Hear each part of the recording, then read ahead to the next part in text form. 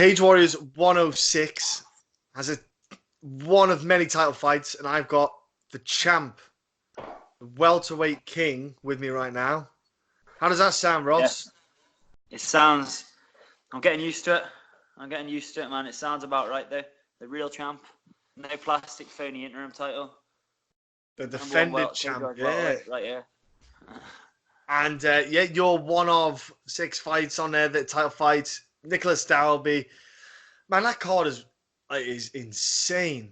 Man, that's bonkers. 6 title fights, man. And you have got now a chance, because obviously a lot of eyes are going to be on the card, to stand out, to put the performance on, to stand out. Obviously, you're training really hard. Everything's going great. Is that one of the ultimate goals, is to stand out on the card, but not just get the win? My goal is to smash Dalby in 13 days and show everyone that not only am I on that level, but I'm far above that level as well, man. And I belong in the UFC. I'm gonna put a statement. I'm gonna put a statement out there. I'm gonna dominate Dalby, take him out, and then I guess maybe we'll stand out. Like I say, there's a lot of good fights on there, but I'm just concentrating on my business, and I'm gonna get it done. And obviously, Dalby got the what we call interim title, but you got the one contender spot. And what did you make of his performance against Lahore? What did you? Obviously, I imagine you'd have eyes on that fight, because they would be one of them two would be your next opponent. Well, I think anyone looks good when they're hitting the punch bag. So we'll see what he looks like when he's got someone who's actually moving around and not standing there, just getting hit in the center of the cage. And I was keeping a little tabs on your social media. You've been obviously traveling around with getting the different training partners in. You've been hitting with the Edwards brothers, let's say. And how was that going for you? Obviously, how do you fit that in with your training? Do you just go down there for like a week, or what's the kind of thing going with there?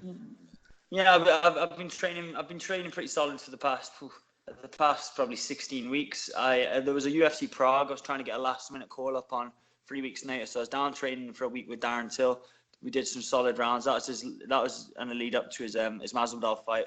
Got some good heavy sparring in there.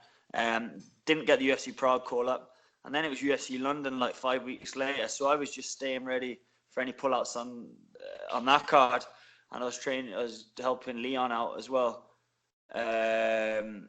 And then that didn't turn out. So, and then they announced the Dalby fight about 12 weeks in advance for some reason, but whatever. So I was just training back to back, and then I went back down to Renegade. But in general, it's usually a week that I'll go down for. I don't spend like my whole camp there. I'll go down there for a week, about 5 or 6 weeks out from the bout date, just to get some rounds in.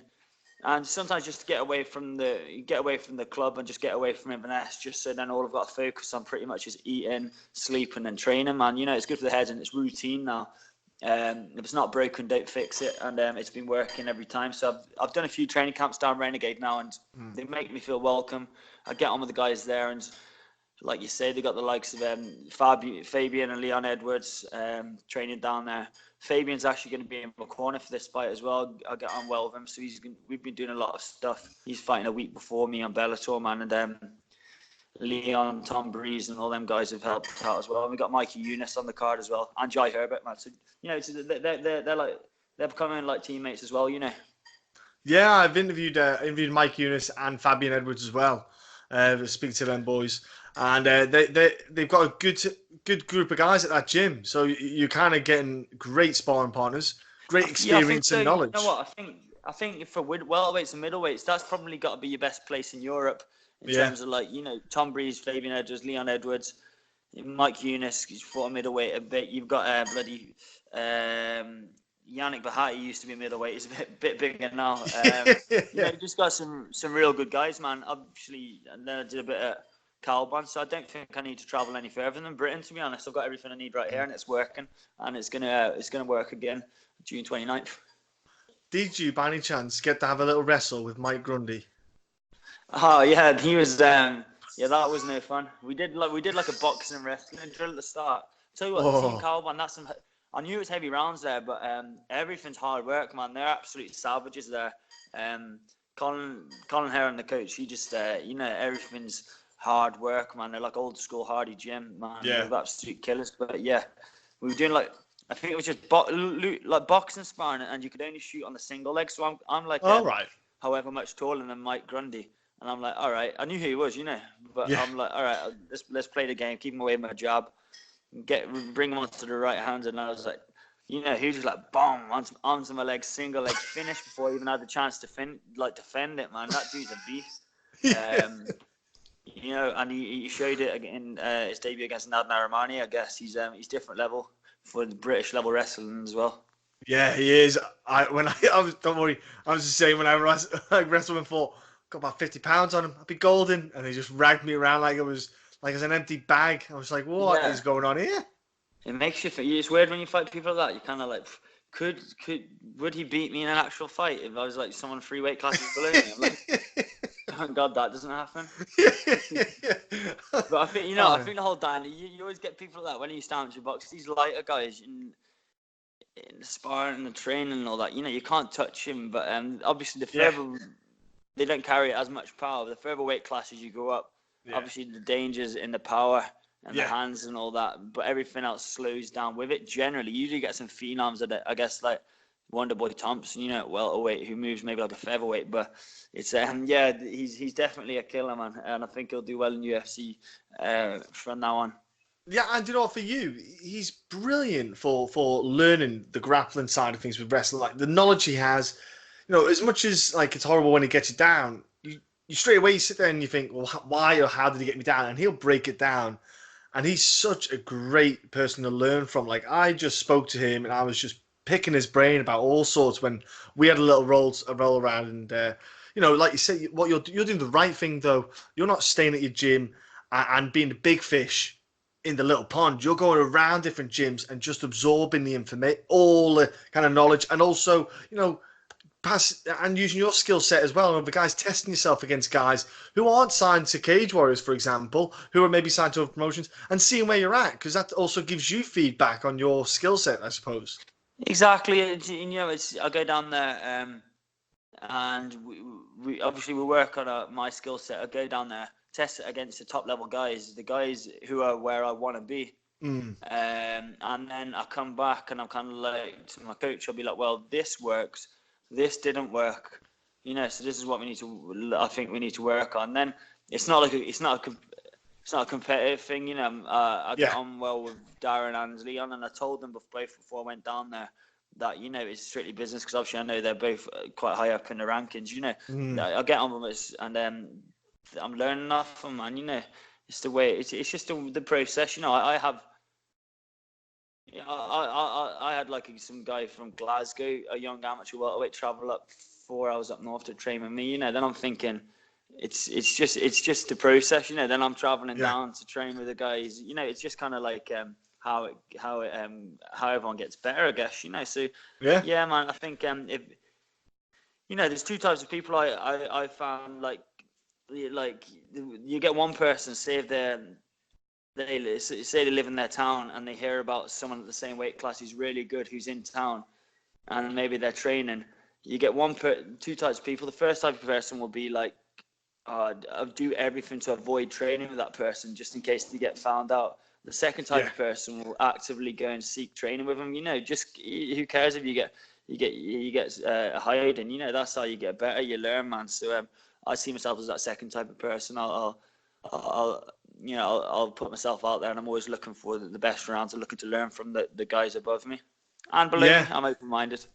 No, not well. That's what I mean. Sometimes there's little tricks that people have that you just don't expect. Sometimes, it is a learning process. But outside of obviously sparring, and I see you've been tackling bigger fish. Let's say the Loch Ness. Did you have much luck finding him?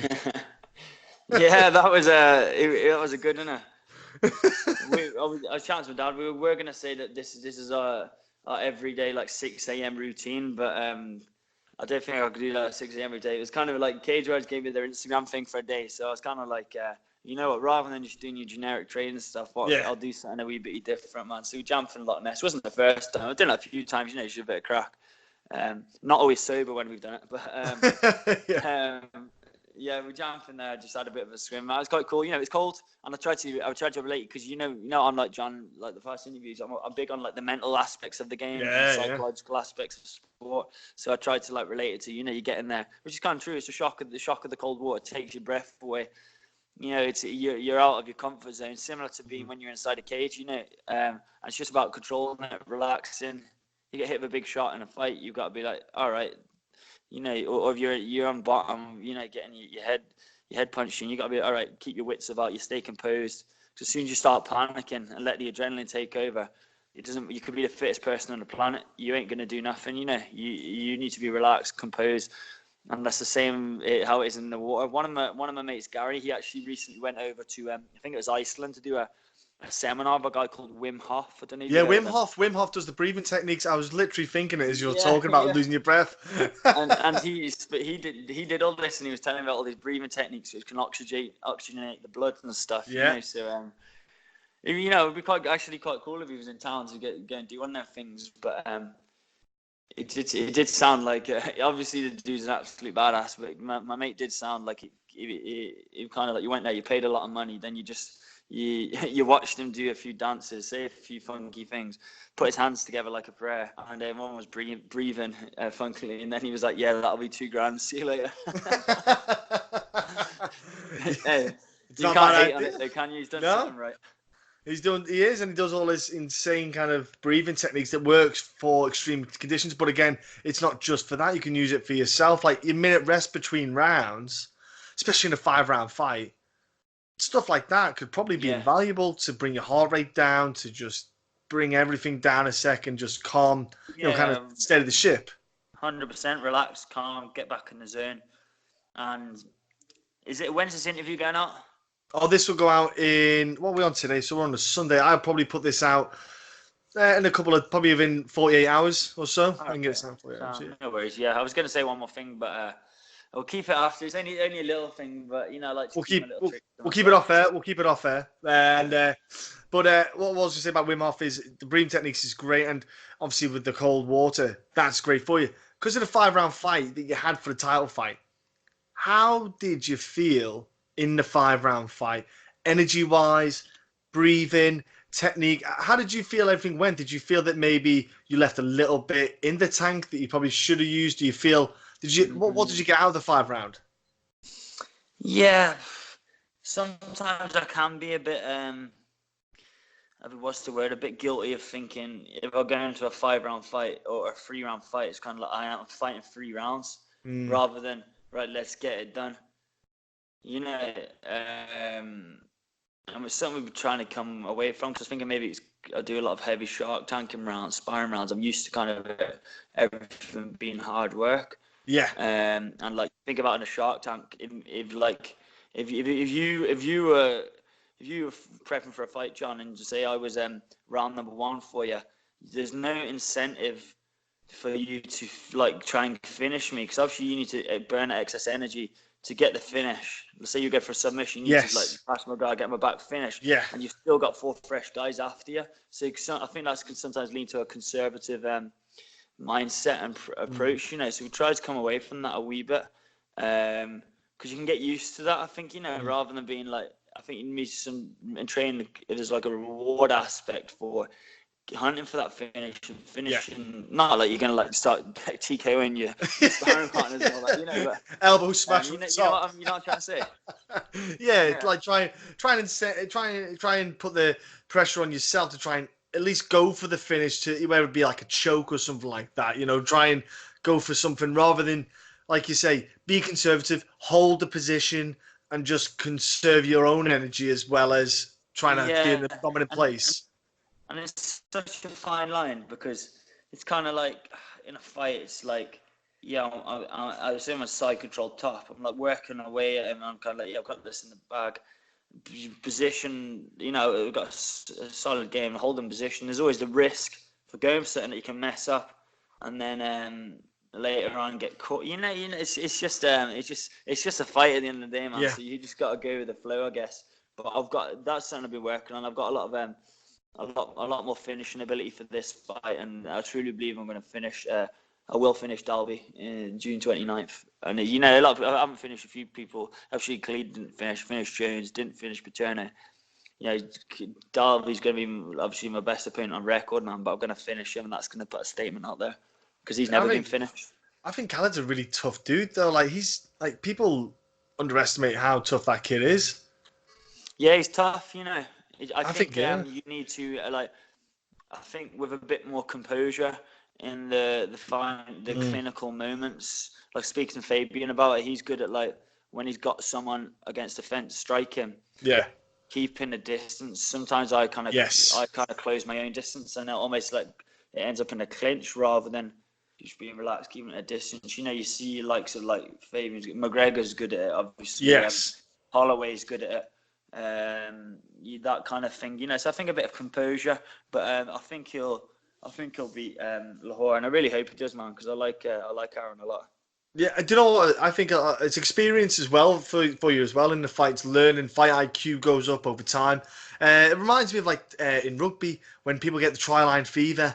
You know, when you're close to the try line and people just pick it up and try to go, like, they think, and there's a whole wall of men, they try to go like 2 yards. You think, just play the ball wide and it's a simpler try, but people just kind of, they get the tunnel vision. They don't think, you know, and and they get clattered. Yeah, it's just a heat at that moment, you know, and it's same with MMA. Sometimes when you think you've got them on the ropes, all you need to do is just back off. Let the finish come, you know, don't force it. It will happen. Just keep striking like you were striking, because the reason why you hurt them is because you were calm and patient. Just stay calm and patient, you'll keep hurting the person. Yeah, and I think although obviously we just talked about it not being a five round fight, I think a lot of people look tired against Dalby because they try and keep up with his pace. You know, he's got this point karate, and they're trying to, like, say he hits him or something, they try and answer it straight away and they like get flustered. But you know, it's not a points match, so I'll be relaxed, man. I'm gonna play my game, and you know, once I crack him, I've seen him in some of the fights he's lost. It's night and day once he takes a heavy punch, you know. So I think that points karate style is going to be his undoing. Oh, well, ladies and gentlemen, you can watch this on UFC Fight Pass. So that is something you can tune in. So if you haven't subscribed already, I implore you all to subscribe to watch it, because this fight's going to be fireworks. I know, like you said. Well, yeah, there you go, exactly. So you can get it for free as well. And also, Ross, it was when this fight was announced a while back, I was absolutely pumped for it. And the fact that we've had to wait this long is being torture. I wish they would have waited a little bit longer to announce it, so we didn't have to wait so long. You know, I wish they waited like a few moments. Yeah, I had a few 3 or 4 day breaks because I was just kind of like, I'm training just to get a bit of mental, just chill out, you know, because it's like 14-week training camp. I'm fit all the time anyway, you know, so it's kind of like, it's too long. I think like a 5-week training camp would be good for me. Yeah. So in between those times when you're not getting a fight camp, you can just do development, you can do growth, learning, and then fight camp comes, focus on your set skill set, your A skill set, let's say, and then just bring your A game. Exactly. Yeah, just concentrate on what you're good at. It's gonna be a good one, man. And you know, we both know what's at stake. I'm not thinking of that at all when I get in there. It's just me against him. Don't care about the belts, any potential contracts after it. I'm just concentrating on smashing him, and that's exactly what I'm going to do. And keeping your undefeated record, that's the key, isn't it? Like being undefeated, king. You know, that's what I said. He kind of like, Kajiro said, both fighters never been finished, blah, blah, blah, blah. But I was like, yeah, but I've never been beaten. I said, Dalby, you've been beaten 4 times. Losing's a choice. You've been in a situation 4 times and chosen to lose, you know. Decisions, When you've been in an uncomfortable position, you'd be like, nah, I don't want it, man. You're mentally weak. And then he's going to choose to lose again. 29th. Well, he won't have much choice about it. You're going to ask him. And Ross, before I let you go, bro, who and where can people follow you online? Like, what social media sites do you have, and how do people jump on? Instagram is Houston_MMA. Twitter is HitmanHouston90, and Facebook is Ross Houston MMA. Also, if you're ever up in Inverness, be sure to stop in at my club, HMAC Inverness. That's Highland Martial Arts Centre, Inverness. We welcome everyone, man. Men, women, girls, boys, beginners, anything that's supposed to pop in. Won a load of medals as well in grappling competition recently. We did, man. I'm in a good. That's made my day because we just started that was our first outing to our first kind of like BJJ outing. Oh wow! Actually, now I've worded this completely wrong. It was the first time we've had juniors and kids competing. We started introducing the kids program start of the year, man, and I think there was 5 kids competing, and we had like 3 golds and 2 silvers between them, man. So I'm over the moon. Oh, fantastic! It's all down Great to news. my BJJ coach Aidan McKenzie, who's completely taken over and like made the BJJ, transformed the BJJ scene in the club, man. It's been class. That's wonderful, man. Yeah, I saw you post about that, and also, did you post about a someone just opened a restaurant or something off the top of my head? Yeah, my mate Marcel and his dad Zibi, they've opened the Duck House. That's it. Restaurant and bistro in Forest, which is in between Elgin and Nairn. It's about 25 minutes, maybe 30 minutes away from Ness. So check out the page. If you get them on social media, give it a like, give it a share, man, and show some love.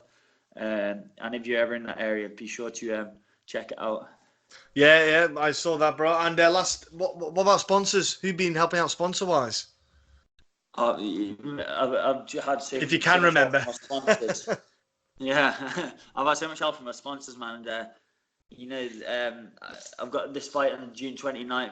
I'm going to have all their logos printed on my walkout banners, my walkout t-shirts, me and my cornerman's t-shirt. Our main big sponsors are the HMACs, HRL, Scrap and Waste. You've got Ronnie and Daryl down there. We've got GM Leach. Gordy's been with me since the start. He's my main sponsor. And we've got James Fraser at Blackbridge Furnishing. So we've got them guys who've helped us out loads. And Clanco. Them guys helped us out with the matting of the gym, which was a massive project, to be honest. They supplied all the flooring in the gym, man. So yeah, cheers to all them and all my sponsors as well. Like I said, I'm gonna get that exposure on social media and on Fight Night, and then off to the UFC. And then obviously, bro, last but not least, a mention and shout out to, we've mentioned the guys down at the gyms that you've been training with. Anyone else we've not mentioned that you want to give a shout out to? Just thanks to all my friends, family, girlfriend, teammates, coaches, sponsors, absolutely everyone, even fans, those who are supporting me, rooting for me, even those who tune in to watch me lose, man. It's all good exposure, and it keeps the viewings up, man. So we're going to give them plenty more to hate on June 29th, man, because we ain't stopping. We're going 9-0 then to the UFC and beyond. My boy Adam Jones keeps giving you a lot of love out there on social media as well, is he? Yeah, that dude's absolute good guy, man. He's he just traveling, man. He's putting in the words, and he's getting on to Sean Shelby and all that when he's out at these UFC events. So I owe a lot to him. He's putting that word for me, man, and I'll pay him back when I get that win in the UFC debut. Yeah, he's a good man, Adam. He's my boy. And look, mate, Ross, thanks very much for your time. Have a great week. Have a great weight cut. Enjoy your fight with Nicolas. Enjoy the event, because that's going to be. I think it's going to be a spectacle, man. Soak up the energy, soak up the atmosphere. No pressure. Like I said, high stakes, high rewards, but absolutely no pressure, man. No one's forcing me to do this. This is my own decision in this sport. I'm going to get in there, have fun. I've got no injuries, man. I feel absolutely class, man. I'm going to go in there, have fun, get in there, confident, loose, and show everyone what I'm about, man. I take out Nicolas Dalby, 9-0, trust me.